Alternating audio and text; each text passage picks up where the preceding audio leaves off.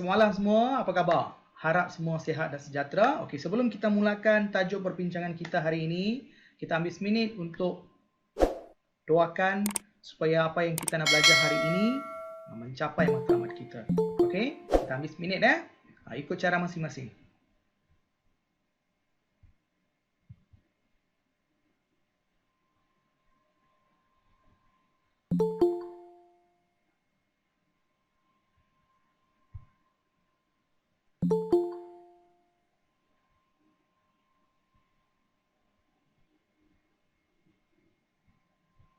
Okey.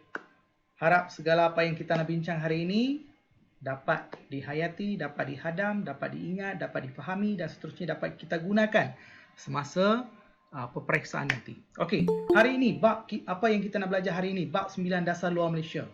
Sebenarnya hari itu ataupun semalam kita dah bincang berkaitan dengan latar belakang dasar luar Malaysia.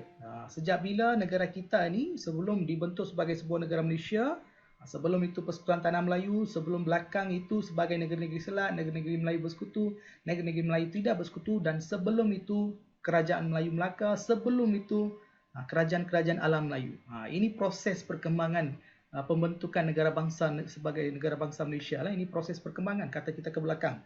Jadi walaupun sekarang kita memang ada dasar luar, kita ada hubungan diplomatik dengan negara-negara luar, tetapi sebenarnya sejak alam Melayu wujud lagi, memang mereka mengadakan hubungan antara mereka dengan negara luar. Dan semalam kita dah bincang apakah kebaikan, apakah matlamat utama mereka mengadakan hubungan persahabatan dengan negara-negara luar sejak zaman alam Melayu sehinggalah sekarang. Matlamat utama ada dua. Paling utama kalau kita kaji lah, kita analisis. Yang pertama apa dia? Siapa boleh sebut? Semalam cikgu nyatakan dua saja. Apa dia? Tolong nyatakan. Ada dua. Keselamatan. Apa dia? Keselamatan lagi satu. Keselamatan satu. Nombor dua apa? Tolong nyatakan. Meningkatkan ekonomi. Ya, meningkatkan ekonomi ataupun mendapatkan peluang ekonomi. Itu tujuan asal. Dan tujuan itu, matlamat itu sehingga hari ini memang menjadi rasional.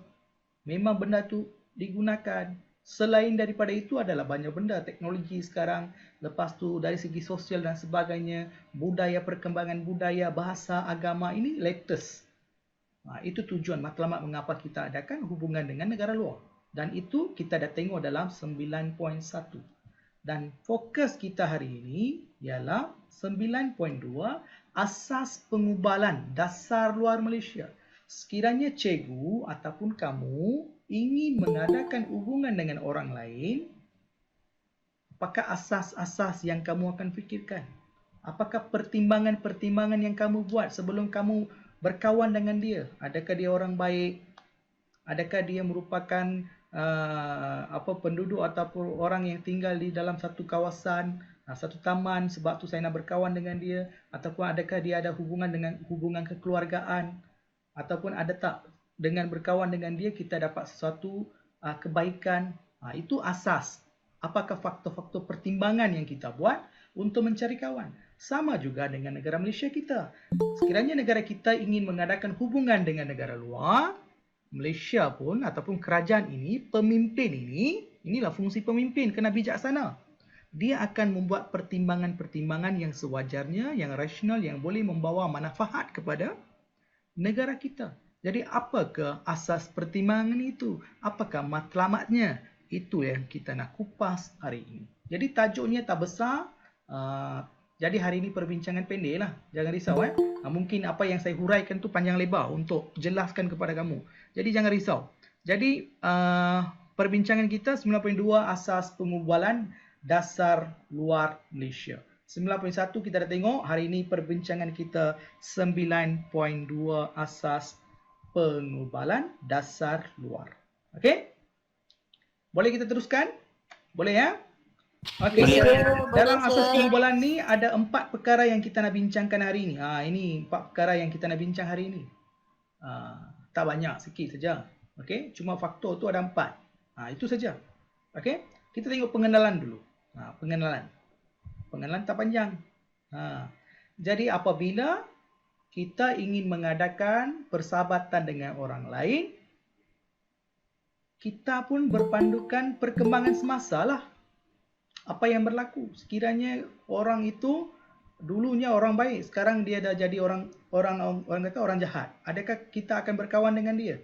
Tak kan? Sama juga dengan negara kita. Sekiranya dulu okey, hubungan dia okey, dulu negara itu okey, tapi sekarang negara itu mempunyai banyak masalah, tentangan, pemberontakan dan sebagainya. Adakah kita masih lagi akan mengukuhkan kerjasama dengan mereka? Tidak. Berpandukan perkembangan semasa. Jadi sebagai sebuah negara, kita mengadakan hubungan berpandukan perkembangan semasa lah. Sekarang Afghanistan sedang menghadapi sebuah masalah yang besar di mana Taliban dah menguasai negara itu. Adakah kita pada masa sekarang kita akan adakan hubungan yang baik dengan Taliban? Taklah. Itu bertentangan dengan dasar kita. Kita tak akan adakan hubungan. Jadi kita adakan perhubungan, kita cari kawan berdasarkan perkembangan sekarang. Jadi sama juga dengan sebuah negara, kita mengadakan hubungan dengan negara luar berpandukan perkembangan semasa.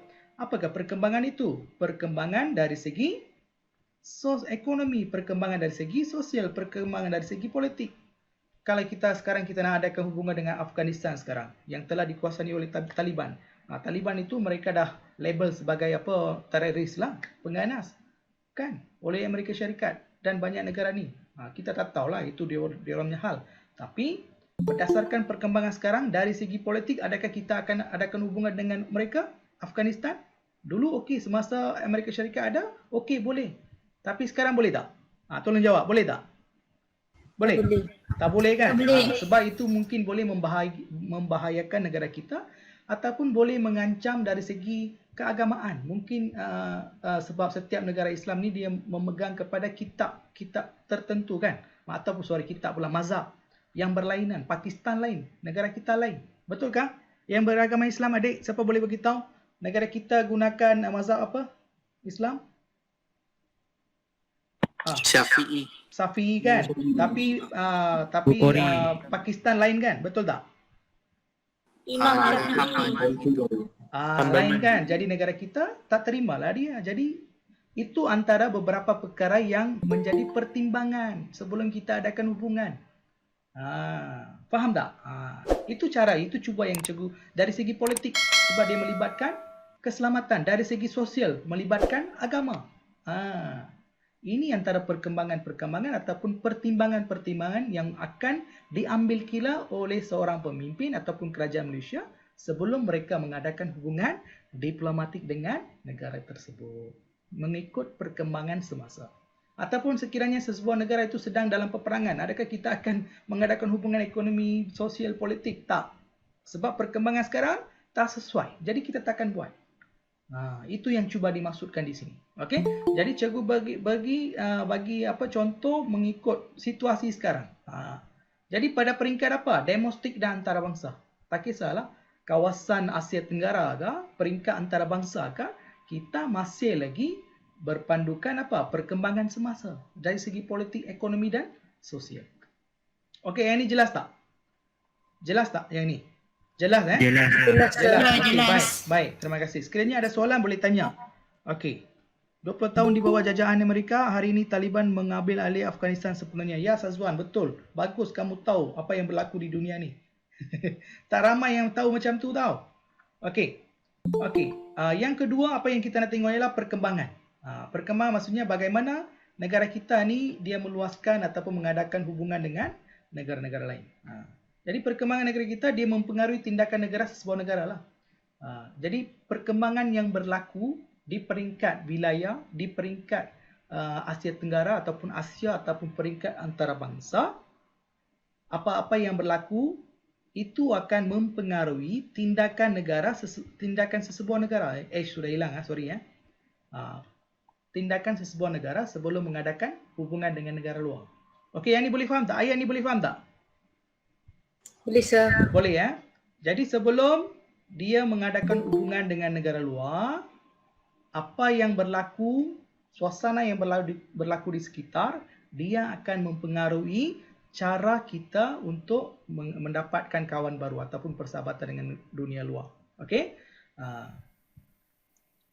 Okey. Dan untuk menghadapi apa? Suasana perkembangan politik wilayah serantau antarabangsa. Ini bermaksud apa-apa yang berlaku di peringkat wilayah, serantau maksudnya Asia Tenggara ke Asia ke ataupun peringkat antarabangsa, keadaan ini akan mempengaruhi negara kita untuk mencari kawan.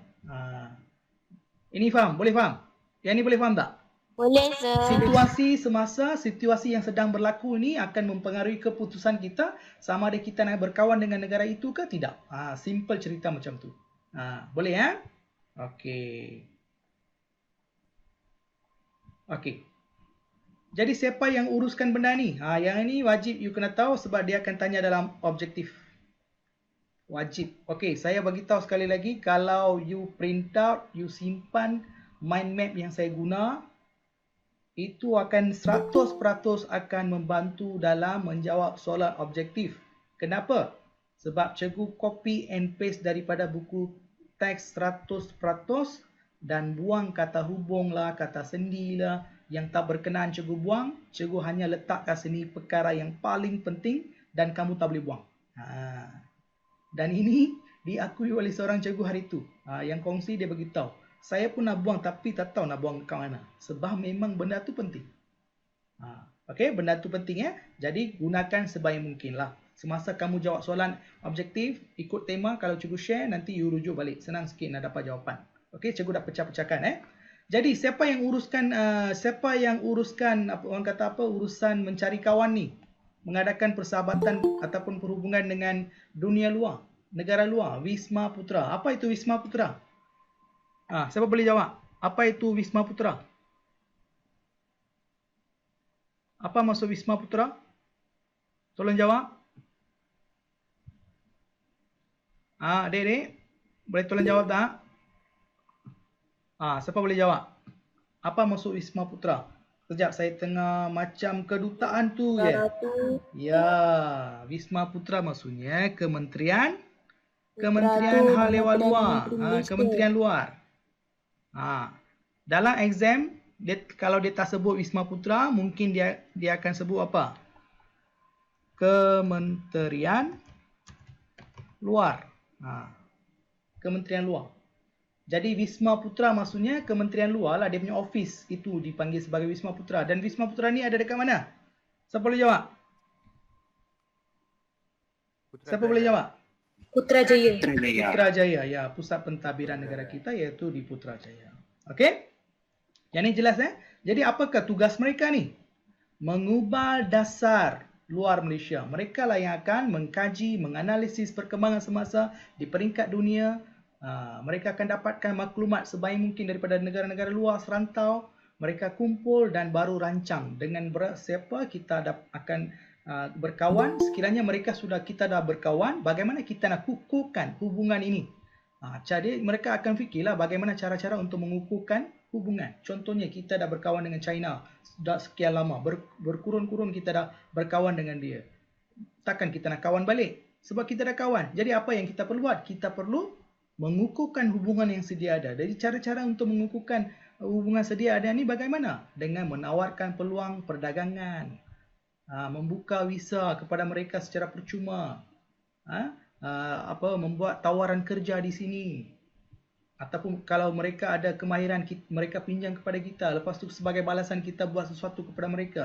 Itulah antara cara-cara bagaimana kita mengukuhkan hubungan dua hala. Itu siapa yang buat? Tugas dia. Wisma Putra akan buat dan seterusnya mereka akan sampaikan benda ni kepada siapa? Perdana Menteri dan barisan kabinet. Mereka lepas tu, mereka dah setuju apa semua, barulah mereka lakukan. Okey? Jadi seterusnya menjaga kepentingan nasional Malaysia pada peringkat antarabangsa. Jadi tugas Wisma Putra adalah untuk mengubah dasar luar. Untuk apa? Untuk menjaga kepentingan negara kita di peringkat antarabangsa. Bukan dalam negara, tugas mereka berfokus kepada antarabangsa ataupun di negara luar. Okey? Yang ni faham Ada soalan? Kalau ada soalan boleh tanya, boleh chat. Okey? Boleh chat, boleh tanya, tak ada masalah. Okey. Cikgu. Ya. Cikgu, tanya. Tapi dalam buku teks ada tulis macam tu. Nama kementerian tak ni. Wisma Putra yang terletak di Bukit Petaling, Kuala Lumpur. Mungkin lah. Dia punya office. Poin kedua ialah office dia. Poin kedua, Kementerian Luar Negeri memulakan operasinya di nombor 1 Jalan Wisma Putra. Okey, dia bagi sejarah di mana ofis itu mula-mula, lepas tu dia pindah pergi mana. Itu kan? Cikgu dah padam benda tu, cikgu dah padam. Itu maksud kamu ke? Ya, Wish.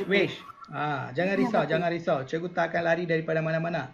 Sebab kenapa cikgu tak sentuh benda tu? Benda tu dia tak akan tanya dalam soalan. Benda tu yang ini kan? Ya, betul. Yang ini dia takkan tanya lah. Dia takkan tanya sebab benda ni dia tak sentuh dengan SP kamu. Okey, yang ini dia takkan tanya. Nampak tak yang ni?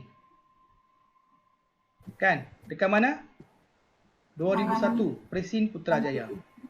Cikgu hanya nyatakan di sini, last kali dia berpusat ke mana?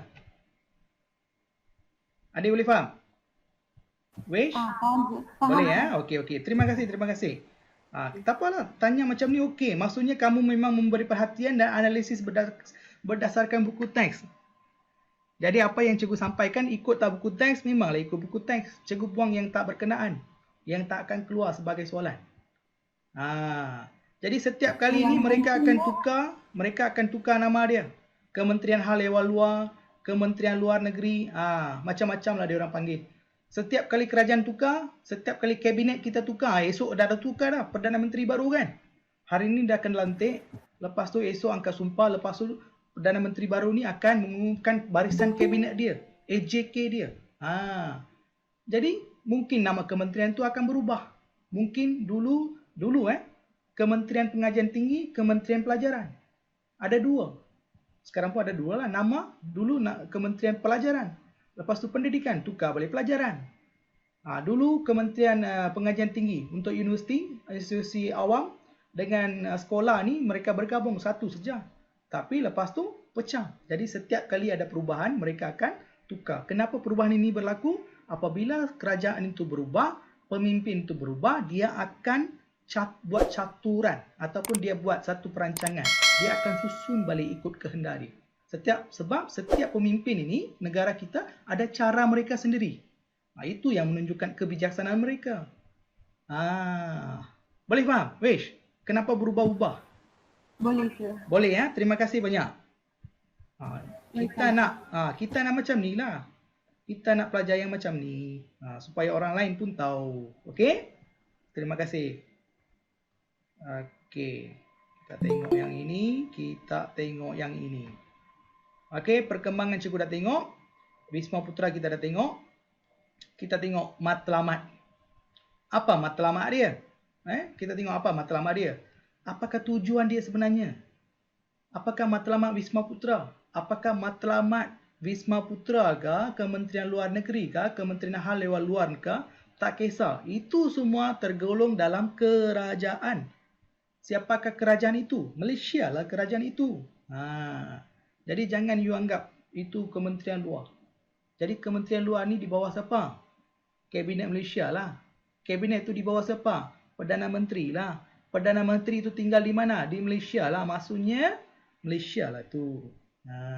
Jadi apakah matlamat Malaysia mengadakan hubungan dasar luar dengan luar negara? Mengapa? Ini tujuannya. Cukup besarkan lagi. Sebenarnya benda ni kita dah bincangkan semalam. Kebaikan dia kan? Betul tak? Nampak tak? Sebelum you masuk poin yang kedua, 9.2, cikgu dah nyatakan secara umumnya apa kebaikan yang kita dapat sekiranya kita adakan hubungan dengan orang negara luar. Betul? Ada tak poin-poin yang kita bincang semalam? Kemerdekaan, mempertahankan keselamatan dan kedaulatan, cikgu dah bincang tak? Cikgu dah beritahu kan? Betul tak? Ada saja. Kan? Melindungi kepentingan nasional. Apakah kepentingan nasional dari segi politik, ekonomi dan sosial? Di sini ekonomi, politik ada. Mempertahankan dan memajukan kepentingan Malaysia.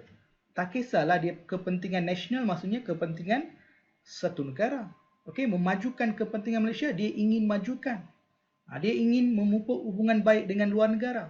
Dia ingin menghadapi perkembangan serta cabaran politik. Takkan ini kita tak boleh buat. Sebab tu yang ini secara pecahan, secara terperinci, cikgu dah bagi kat mana? Cikgu dah dengar baik-baik, tengok betul-betul. Cikgu minta sekali lagi jangan live. Cikgu dah bagi kat sini. Meningkatkan, meluaskan, berkongsi, mengukuhkan, okey, membawa, menarik, mengembangkan. Jadi tadi dia kata apa? Ekonomi, politik dan sosial. Semua ada dekat sini. Dia boleh ambil saja. Kan? Sebab tu pemahaman secara holistik terhadap sesuatu topik itu paling penting. Bukan hafal. Kalau hafal, you akan kong. Berapa banyak you nak hafal? Jadi kebaikan inilah yang disebut sebagai di sini matlamat. Matlamatnya untuk mencapai kebaikan tersebut. Tadi ada banyak kebaikan kan? Matlamat ni semua akan masuk dekat sini. Semua masuknya dekat sini apa dia? Kemerdekaan dan kedaulatan, keselamatan, mengukuhkan hubungan untuk memastikan kedaulatan dan kemerdekaan dan kedaulatan negara kita. Bagaimana? Dengan adanya pertukaran teknologi persenjataan, keselamatan, kepentingan nasional memajukan kepentingan Malaysia ni termasuk dalam politik, ekonomi dan sosial. Tadi kita dah tengok, mengukuhkan, membawa, bertukar, memindah, memajukan, mengukuhkan, okey? Dan kita adakan hubungan baik dengan orang lain. Apabila kita adakan hubungan baik dengan orang lain, kita akan dapatlah peluang-peluang dari segi apa? Ekonomi dan sosial. Senang saja. Dia benda tu berpusing kat situ saja. Kalau you dapat tangkap, tak payah hafal. Tak payah hafal. Okey? Okey. Faktor pengubalan. Inilah sebab tu cikgu kata sekejap saja. Tak banyak. Lepas ni kita bolehlah, you boleh tanyalah soalan. Faktor pengubalan. Tadi kita dah tengok. Sebelum negara kita mengadakan hubungan, menjalinkan hubungan dengan negara luar, apakah pertimbangan-pertimbangan you consider kan sebelum buat sesuatu kan, cari kawan, sebelum you nak berkawan ataupun sebelum you nak cari pasangan, kekasih ke apa ke, kan mesti ada pertimbangan-pertimbangan sewajarnya. Adakah dia lawak, cantik, okey, dari segi sikapnya macam mana, latar belakangnya macam mana, ekonomi dia macam mana, duit ada ke tak ada. Kan mesti kan kita tanya kan, sama jugalah. Bagaimana kita dapat berkawan? Sebab negara kita ini mengadakan hubungan dengan negara luar mengikut, sebab kita ada ikatan sejarah sejak dulu. Contohnya kita ada ikatan sejarah dari dulu Singapura, Indonesia, China, India dan dari segi apa? Sejarah dan budaya serantau. Sejarah dan budaya serantau maksudnya, kalau kita tengok dekat sini ada lagi negara banyak. Cikgu kecilkan sikit. Dari segi negara-negara di sekeliling negara kita lah, kita ada sejarah ataupun hubungan ikatan sejarah. Sejak bila cikgu kata tadi? Sejak alam Melayu lagi. Kalau kita tengok kerajaan alam Melayu, dia sampai ke mana? Kemboja, Thailand, Vietnam. Alam Melayu ni sampai yang mana? Sampai New Zealand tau. Jadi kita memang ada hubungan sebelum itu. Jadi hubungan itu sampai hari ini dia berterusan secara tak langsung. Itu yang cuba mereka sampaikan di sini. Dan kalau kita tengok ikatan sejarah Arab Saudi, Mesir dari segi keagamaan. Kenapa kita masih lagi mengadakan hubungan dengan Arab Saudi dan Mesir? Sebab tanah Melayu ini sejak kerajaan Melayu Melaka telah pun menjadi sebuah kerajaan Islam. Dan Islam itu datang daripada siapa? Saudagar daripada Arab Saudi dan Mesir. Jadi hubungan ini telah pun wujud sejak dulu. Itu yang dimaksudkan sebagai ikatan sejarah. Sejak dulu lagi sudah ada hubungan. Mengapa? Bagaimana? Apakah faktor yang menyebabkan kita adakan hubungan? Mereka meluaskan agama mereka. Agama apa? Agama Islam. Jadi agama Islam datang, lepas tu tersebar luas dekat sini. Sejak itu sampai sekarang, disebabkan negara ini negara Islam, negara itu pun negara Islam, maka wujud persahabatan. Okey? Seterusnya menyertai pertubuhan Commonwealth. Ikatan sejarah. Selepas kemerdekaan, kita berkawan dengan negara-negara yang pernah dijajah. Alumni British.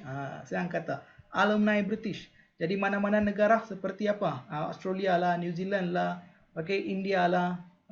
Jadi negara-negara ini termasuk dalam golongan apa? Negara-negara Commonwealth, pertubuhan Commonwealth.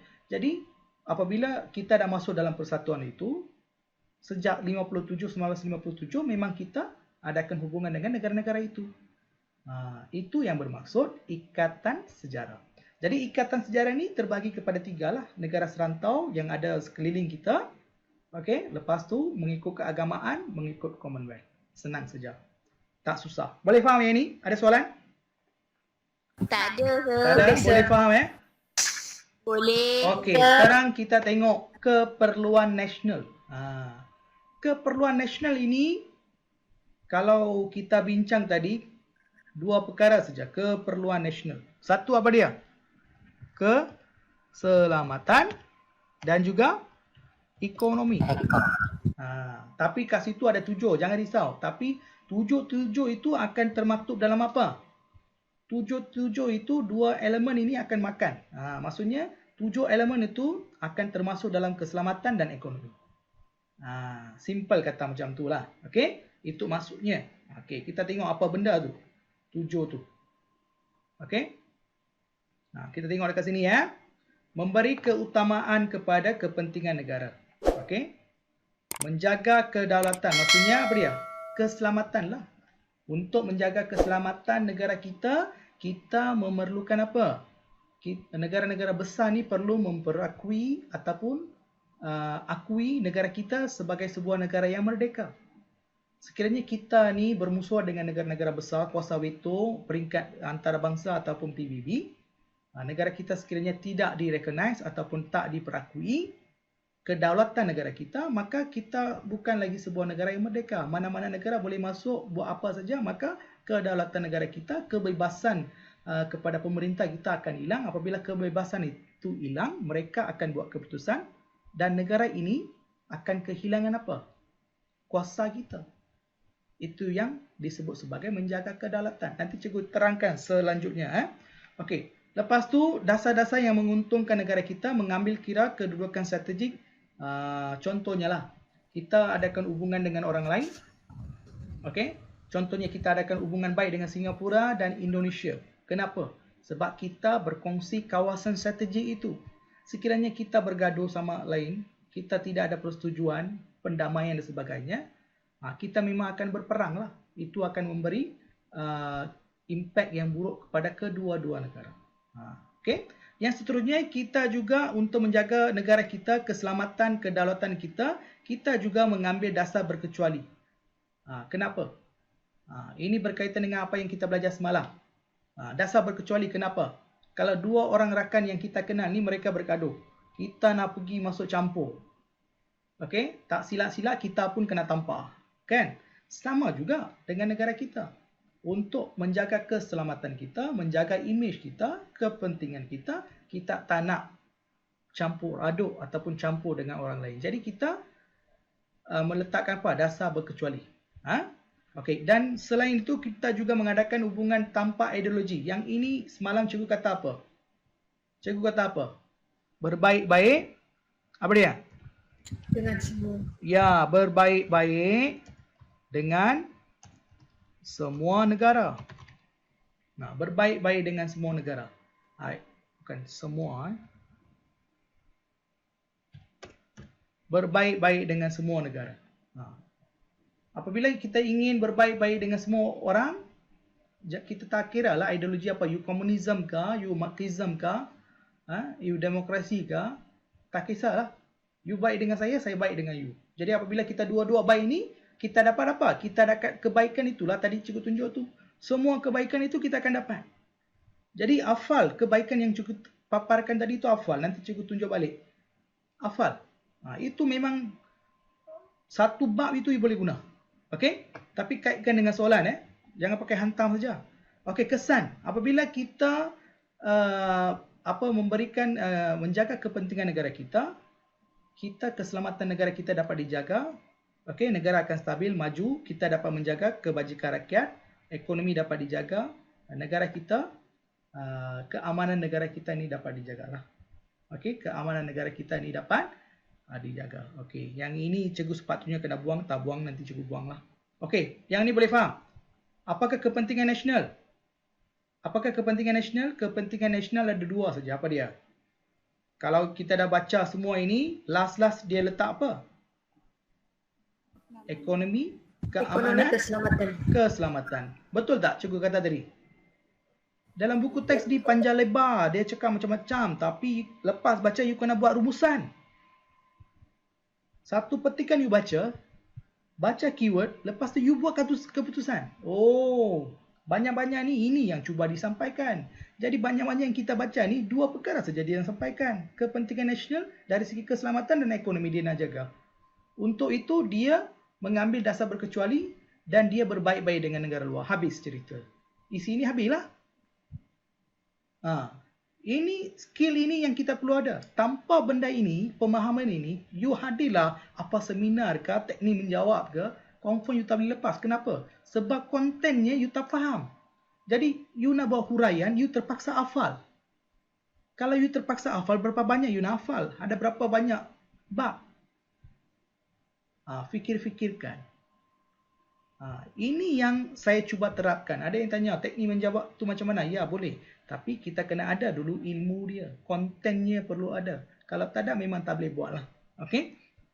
Ini nasihat saya. Dengar baik-baik. Dengar baik-baik. Sekiranya ada soalan, you boleh ajukan sekarang. Kalau cikgu boleh bantu, cikgu akan bantu. Okey? Okey. Yang pertama, faktor pengubalan. Sebenarnya, kalau silibus lama, dia sebut benda lain lah. Demografi, agama dan sebagainya, sejarah.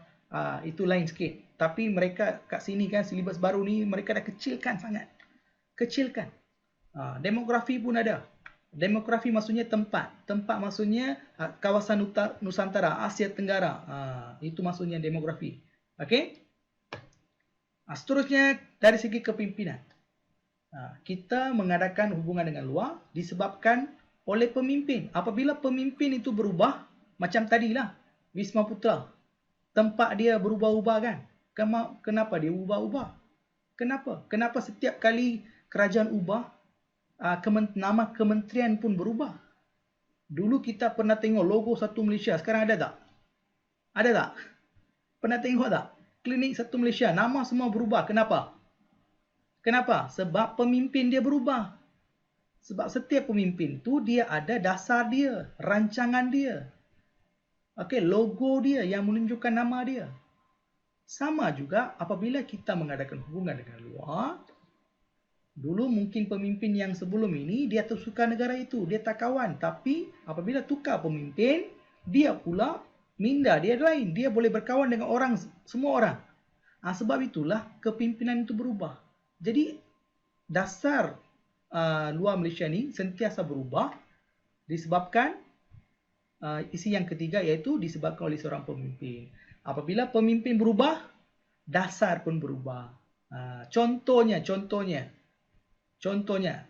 semalam kemarin dulu cikgu ada beritahu. Ada 3 tahap dasar. Apa dia? Tahap pertama, kedua, ketiga. Apa tahap dia? Tahap pertama siapa dia? Tahap pertama siapa dia? Ada orang nak masuk. Tak boleh masuk ke? Okey, minta masuk. Sekejap. Cikgu tutup sekejap. Okey, cikgu dah...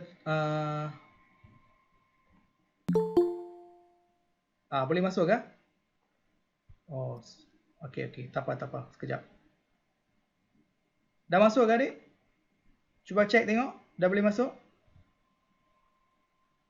Okey Cikgu share balik Okey. Tak apa, esok cuti semua nak tidur. Tak apa. Jangan risau. Sebelum pukul 12 kita habiskan. Sikit saja lagi. Okey, jangan live jangan live. Bagi pemahaman ni jangan live.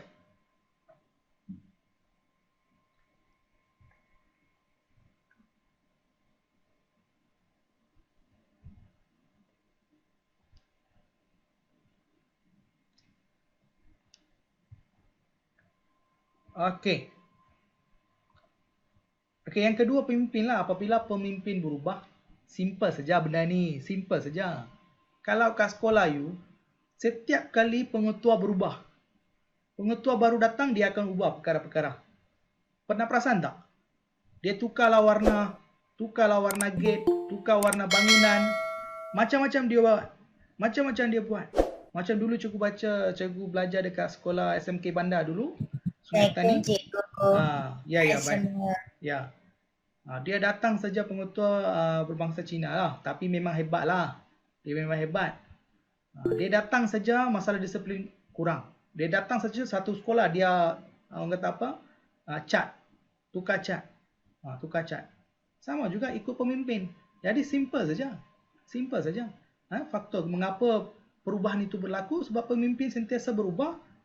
Mengapa apabila pemimpin sentiasa berubah diubah? Sebab setiap orang ada skill dia sendiri, ada cara dia sendiri, dia ikut tu. Okey? Okey, kita tengok. Kita tengok. Kebijaksanaan asas penting ini jangan takut. Okey, pemimpin perlu peka terhadap perkembangan antarabangsa, perubahan yang berlaku membantu menentukan ala tuju dan dasar negara. Dasar luar ketiga. Itu tengok dasar luar tahap ketiga. Hubungan antara negara membangun Afrika ke Lautan Pasifik. Okey, dekat sini cikgu minimize ini. Cikgu buat satu lagi supaya kamu mudah faham. Apabila pemimpin berubah, dasar pun berubah. Oh, tak apa. Itu ada dekat seterusnya kita bincang ini ya. Okey.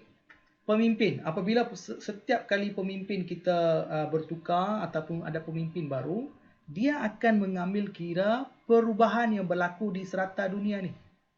Jadi berdasarkan perubahan tersebut, dia dengan bijaknya akan membuat keputusan nak berkawan dengan dia ke atau tak nak. Itu yang cuba disampaikan di sini lah. Okey? Contohnya hubungan dengan negara pembangun seperti siapa?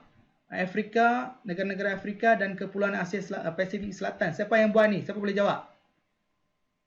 Perdana Menteri yang mana? Tun Dr. Mahathir yang buat. Ini tahap keberapa? Tahap keberapa? Tahap tahap ketiga dengan memberi fokus kepada apa? Dia memberi fokus kepada apa? Pembangunan ekonomi. Kalau you nak semak buku teks. Semalam cikgu dah bincang benda ini. Dia cuba adakan hubungan dengan negara yang sedang membangun, bukan di negara serantau saja, tapi di peringkat antarabangsa untuk meningkatkan aktiviti ekonomi dengan memberi fokus kepada pembangunan ekonomi. Okey? Itu kepimpinan. Simple saja.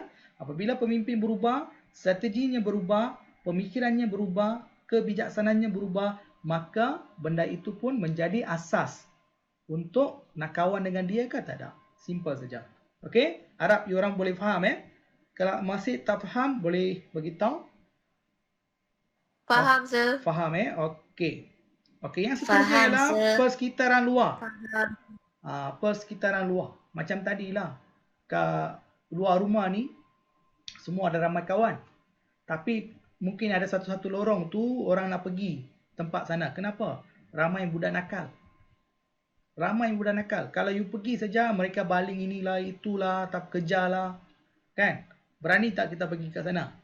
Kita tak berani. Kenapa? Pergi sana saja, ada sesuatu yang tidak baik akan berlaku kepada negara kita. Sama juga dengan negara kita. Sekiranya negara luar ataupun area-area luar, kawasan-kawasan luar, contohnya macam tadi Afghanistan, okey, pergolakan politik itu berlaku. Syria, pergolakan politik itu berlaku. Sekiranya kita nak adakan hubungan dengan negara-negara macam tu, impact itu kita juga akan dapat. Dari segi apa? Ekonomi. Sebab kita berkawan dengan dia. Contohnya lah, sekiranya kita berkawan dengan Taliban. Apa yang akan berlaku? Kemungkinan besar kuasa-kuasa negara besar ni akan membuat apa? Sekatan ekonomi dengan negara kita. Sekiranya kita berkawan dengan Korea Utara, mungkin kita dikenakan sekatan ekonomi. Sebab kuasa-kuasa besar ni mereka tak suka. Kecuali China lah. Amerika Syarikat, dia bertentangan dengan Korea Utara. Jadi perkembangan peringkat serantau ataupun di antarabangsa itu juga akan mempengaruhi dengan siapa kita nak kawan. Jadi itu akan memberikan kita keputusan. Kita tengok benda ni, dekat sini tak boleh, sini pun tak boleh. Kalau kita berkawan dengan dia ni, nanti kawan lain pula akan marah, itu boleh menjejaskan aktiviti ekonomi kita. Itu gambaran. Okey, kita tengok dekat sini. Situasi perkembangan apa? Perkembangan dari segi politik. Macam tadilah, politik maksudnya keselamatan negara, tak huru-hara, berperang. Okey? Dari segi ekonominya teruk ataupun mengenakan cukai import ataupun ekspor yang tinggi. Memang kita tak boleh berniaga lah. Jadi kita putuskanlah hubungan dengan dia. Okey? Sosial antarabangsa sentiasa berubah dan kita kena sesuaikan. Jadi apabila politik ekonomi sosial dunia ini berubah ataupun perubahan politik ekonomi sosial ini berlaku dalam negara-negara tertentu yang kita ingin jalinkan hubungan, sekiranya benda itu tak sesuai dengan negara kita, maka kita takkan berkawan dengan dia. Itulah antara faktor yang menentukan kita nak berkawan dengan dia ataupun tidak. Apakah faktor itu? Faktor persekitaran. Kalau politik, huru-hara dan sebagainya. Kalau ekonomi, macam tadi dalam kebat cikgu nyatakan di situ kan, cukai impor, cukai ekspor. Kadang-kadang dulu kan, masa kerajaan dulu, sebelum ini, mereka ini tersilap keluarkan kata, India dah stop membeli apa? India dah stop membeli apa? Siapa tahu? India dah stop untuk membeli apa daripada Malaysia? Minyak kelapa sawit. Minyak kelapa sawit. Bagus kahwin. Jadi inilah impact dia. Jadi sebagai sebuah negara kita kena peka terhadap perkembangan luar. Jadi ini impact. Dan kita memang rugi banyak. Sebab minyak mentah tu yang belum diproses dia tak boleh tahan lama. Jadi apabila mereka kurangkan pembelian, kita kerugian yang banyak. Kita mengalami kerugian yang banyak. Jadi ini kena tahulah. Okey? Okey. Contohnya, perkembangan dia berubah. Bila dia berubah? Contohnya, ini contoh yang paling baguslah. Ya, Nur Aina ada apa? Ada nak tanya ke? Tak ada Okey. Contohnya. Ya, pemimpin ini kita boleh kaitkan dengan pemimpin dan juga persekitaran luar. Persekitaran luar. Contohnya, apabila kita selepas merdeka, persekitaran luar ataupun serantau kita tak berapa baik. Okey, negara kita ni diserang. Okey, diugut oleh beberapa negara, Indonesia, Filipina dan sebagainya. Ya, kita terpaksa pro barat. Jadi apa yang menentukan kita ni pro barat? Faktor yang menentukan pro barat, persekitaran negara kita lah. Negara kita diserang, diugut, kita belum kuat dari segi pertahanan dan sebagainya. Seterusnya, kita ke dasar tahap kedua, kita mengambil dasar berkecuali. Mengapa dasar berkecuali? Maksudnya kita tak campur masuk urusan mana-mana negara dan kita berkawan berbaik-baik dengan semua orang. Kenapa? Sebab pada masa itu berlaku perang dingin antara dua blok dunia. Dunia ni bukan dibagikan kepada dua lah. Kerajaan-kerajaan ni ada dua kumpulan kerajaan. Ketuai Amerika Syarikat, orang barat dan juga di sini Rusia dan sebagainya.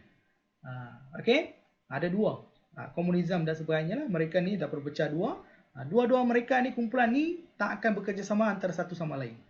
Jadi ada dua orang. Okey, cikgu lukis dekat sini. Okey, dia kena lukis. Ada dua negara, dua blok. Ada dua blok di sini. Dan kita dekat sini. Okey, kita dekat sini. Apabila dua-dua negara ini bermusuhan, apabila kita berkawan. Okey, tengok betul-betul Walaupun tak cantik, you kena tengok juga.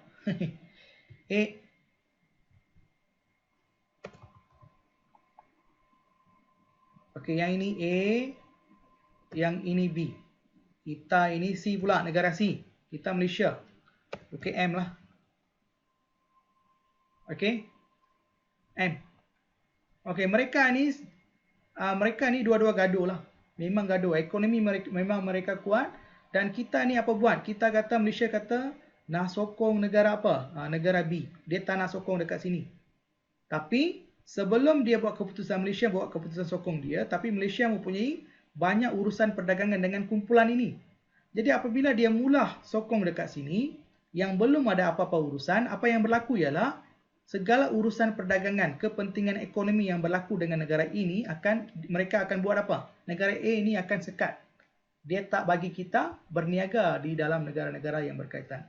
Ataupun mereka kemungkinan besar negara A ni akan buat? Dia akan menyekat kita. Sekiranya negara tu kuasa veto, dia juga akan menyerang negara kita lah. Jadi kesan buruk itu kepada negara kita. Jadi apa yang negara kita buat? Dia kata, saya mengambil dasar berkecuali. Saya tak nak terlibat dengan A, saya tak nak terlibat dengan B, saya nak bebas. Saya nak bebas. Dasar berkecuali. Saya tak nak campur dengan masalah you orang. You orang macam mana nak berperang ke apa ke mati ke, you orang pasal. Dan dia berbaik dengan negara-negara yang tak ada kaitan dengan dua tu. Jadi itu yang dimaksudkan dengan perang dingin lah. Okey, dua blok dunia. Okey, seterusnya apabila pada tahap yang ketiga, dasar dua Malaysia ni berubah juga. Faktor yang menentukan perubahan ini adalah apa? Perubahan persekitaran yang berlaku di mana? Yang ni dekat mana? Siapa boleh jawab? Ya, Tanah Gadau. Dasar pandang ke timur ada dua negara yang terlibat. Yang mana? Jepun. Jepun lagi apa? Afrika. Jepun Afrika ke? Betul. Jepun dengan Korea. Jepun dengan Korea Selatan. Ya, very good. Jepun dengan Korea Selatan. Dengan memberikan tumpuan apa? Dalam bidang ekonomi, khususnya dalam Dan bidang teknologi. perindustrian dan industri berat. Jadi apakah yang menyebabkan kita ini dulunya pro barat, lepas tu dasar berkecuali, sekarang dasar pandang timur pula? Kenapa? Dia masih lagi dasar berkecuali tapi ditambah dengan benda inilah. Dia ingin majukan ekonomi. Jadi dia berkawan dengan negara-negara apa? Negara-negara timur. Dulu dia tak. Jadi apakah yang menyebabkan perubahan ini berlaku? Kepimpinan dan persekitaran luar. Pemimpin ni dia tengok siapa? Jepun dan juga Korea Selatan. Itu persekitaran luar lah, perkembangan yang baik. Dia nampak kat situ, jadi dia pun tukar strategi dia. Jadi perubahan ini berlaku disebabkan apa? Perubahan persekitaran luar yang di mana pemimpin ni pekah terhadap perubahan sekitar. Jadi setiap satu yang kita bincang ni ada hubung kait. Setiap satu ni ada hubung kait. Mesti ada hubungan. Sebab pemimpin ini dia melibatkan apa? Semua aspek. Bidang ekonomi dia jaga, bidang politik dia jaga, bidang sosial dia jaga. Jadi kita boleh kaitkan. Sebab tu cikgu kata, sejarah ini bukan benda nak hafal, benda yang kamu kena faham. Benda yang kamu kena faham. Kalau you dah faham, tak ada masalah lah. Okey? Ada soalan? Ada sir. Tak ada. Sebenarnya kita dah habis hari ni. Sebelum pukul 12. Ada, Tepat sir. pukul 12. Okey, ada soalan? Tak ada? Tak ada. Dah faham ke? Ada tak ada sir. Tak ada. Cutilah cikgu, habiskan cepat kami nak kami nak tidur. Kejap Esok cuti.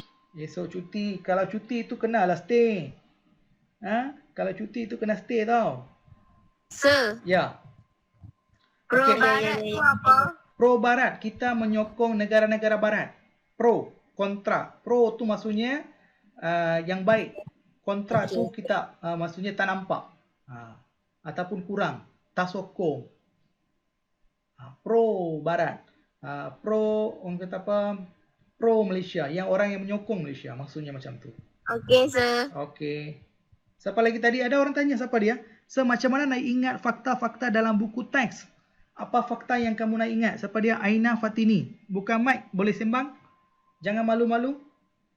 Yang lain tu jangan live. Tolong tanya. Aina. Tanya. Saya tak kena lah cikgu. Sorry. Apa dia? Oh, Saya tak kena depa lah cikgu. Okey, yang berkenaan dengan soalan SPM. Tak apa, jangan risau. Kita akan tengok soalan juga, jangan risau. SPM mesti susah. Oh, SPM nanti susah. Okay. Jangan risau. Saya kata jangan risau. Kenapa? Cikgu akan rakaman ini, cikgu dah akan muat naik dalam YouTube. Itu yang pertama. Yang kedua, lepas setiap bab ni cikgu akan kongsikan juga peta minda ini. Jadi you tengok benda tu, you tengok boleh peta minda, you akan dapat senang faham lah. Nak ulang kaji itu senang. Itu yang pertama. Gunakan peta minda itu dengan video itu sekiranya kamu ada soalan bertopikal. Itu yang penting ya, buat soalan bertopikal. Dan soalan-soalan tahun lepas, silibus lama yang ada tajuk yang sama, you buat balik. Sebab dia ni, saya pasti 60% dia akan ambil soalan silibus lama yang masih boleh guna. Khususnya tingkatan 4. Cikgu bagi tahu siap-siap sekejap. Yang mana dia akan tanya sekejap Dalam tingkatan 5, you boleh gunakan soalan yang tahun lepas apa dia, Sat? Bab mana dalam tingkatan 5, Sat? Jangan live dulu, ini penting untuk kamu. Sekejap. Sana. Okey, cikgu share. Cikgu nak tunjukkan buku teks. Cikgu nak tunjukkan buku teks. Kandungan buku teks tu penting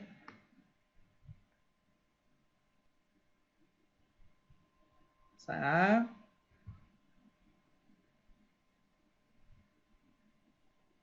Okey, dalam kandungan ni bab 1 benda baru Benda yang baru. Memang dia tak ada. Bab 2 dulu dia ada tapi tak banyak. Ini baru. Nombor 3 baru. Sebenarnya 2 dan 3 sebenarnya silibus daripada STPM. Apa yang kamu belajar sini, you masuk STPM, you akan belajar balik. Ini silibus STPM. Okey, PA, pengajian am yang ini pun sama juga, sikit saja dulu, sekarang dia ambil balik daripada STPM. Bab 5. Saya bagi you buat nota Bab 5 ini pembentukan Malaysia silibus lama. Semua yang ada dalam ni 5.1 sampai 5.6. You boleh beli buku-buku lama yang mereka jual sekarang ni, memang cheap lah sekali lah. You boleh beli RM2, RM3 saja. Tapi you boleh gunakan soalan itu untuk buat latihan topikal. You boleh pilih. Okey? Bab 5 dalam tingkatan 5 sekarang ni, ini silibus lama. You boleh gunakan buku lama, buku latihan. Soalan dia sama, dan apabila hari itu saya hadiri kursus pemantapan DXKP sejarah tingkatan 4 dengan 5, cikgu memang mereka mentionkan kemungkinan besar lah. Okey? Peluang tu agak besar, 50 hingga 60% mereka akan gunakan soalan tu. Recycle balik. Cikgu, Ustaz. Ya. Tanya. Nur Aina, tanya. Saya dah masuk bab 6. Oh, dah masuk mana? Okey, baik. Okey Yang ini mereka akan tanya. You kena bagi perhatian sebab bahan ni banyak. Bahan ini memang terlalu banyak, nanti cikgu sharekan juga. Okey, seterusnya. Sana. Dia dah lari dah.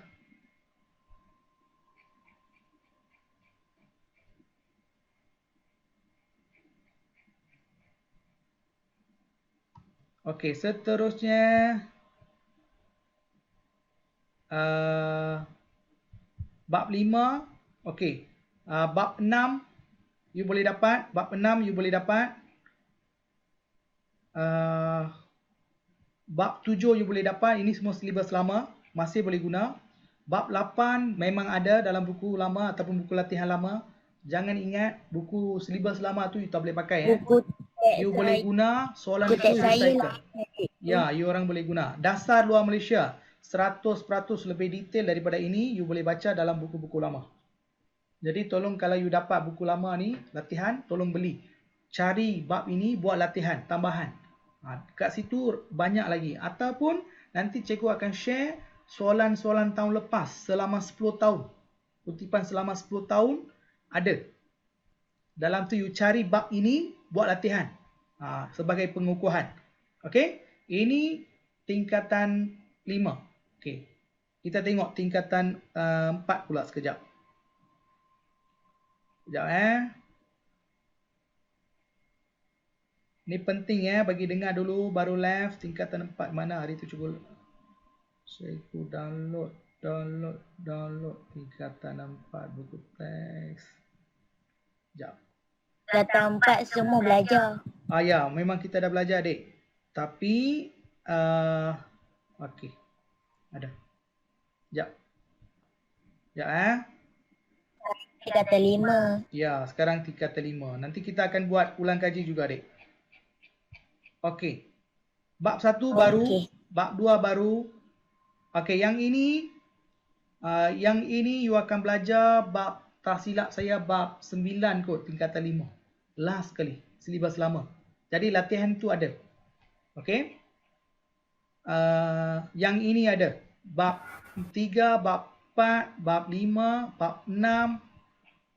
Okey. Bab 7, bab 8, bab 9, bab 10. Semua ini silibus lama. Kecuali yang awal-awal tu. Jadi pastikan kalau anda dapat pergi kedai buku, cari silibus lama, cari buku latihan bertopikal tentang benda-benda macam ni, you akan okey lah. Ataupun cikgu nanti kongsikan.